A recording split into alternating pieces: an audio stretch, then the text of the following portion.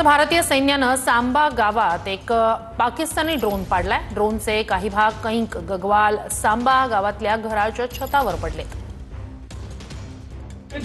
पाकिस्तानच्या हद्दीतून अजून ही ड्रोन ऍक्टिव्हिटी जी आहे त्या भारताच्या बॉर्डर नजीकच्या गावामध्ये पाहायला मिळत आहेत। आणि जम्मू मधल्या एका केंगा नावाच्या गावामध्ये मी उभा आहे, जिथे रात्री सुद्धा ड्रोनच्या ऍक्टिव्हिटी पाहायला मिळालेल्या होत्या। सीज फायर झाल्यानंतर सुद्धा सीज फायरचं व्हायोलेशन पाकिस्तानकडून सातत्यानं होतंय, जिथे हे ड्रोन टेरेसवरती पडलं आणि त्यानंतर स्लॅबचा जो काही पोर्शन आहे तो खाली तुटून पडला। आणि इथे या घरातली एक महिला जेवण बनवत होती, त्यांच्या डोक्यावरती तो स्लॅबचा छोटासा पोर्शन जो तो पडलेला होता। आणि वरती ड्रोनचा जो भारताच्या एअर डिफेन्स सिस्टमला हाणून पाडल्यानंतर जो ड्रोनचा सांगाडा आहे तो सुद्धा पडलेला होता। सध्या पोलिसांनी हा ड्रोनचा सांगाडा ताब्यात घेतलेला आहे। आपण पाहतोय हे लोखंडी जे पत्र्याचे भाग आहेत ते आपल्याला पाहायला मिळत आहेत की ड्रोनचा हल्ला परतवून लावत असताना भारताच्या एअर डिफेन्स सिस्टमनं कशा पद्धतीने या सगळ्याला काउंटर केलेला आहे। हा स्टीलचा ग्लास पाहतोय आणि पूर्णपणे फुटलेल्या अवस्थेमध्ये आहे, कारण ड्रोन जेव्हा आकाशामध्ये घिरट्या घालत असतात तेव्हा भारताच्या एअर डिफेन्स सिस्टम कडून अशा पद्धतीनं सगळे हल्ले जे आहेत ते पूर्णपणे परतवून लावण्यात आलेले आहेत।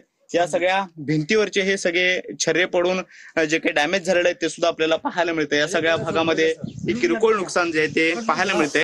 हम जी कहते हैं ज्यादा शांति रहे, शांति नहीं तो फिर झगड़ने लगे और क्या करना फिर।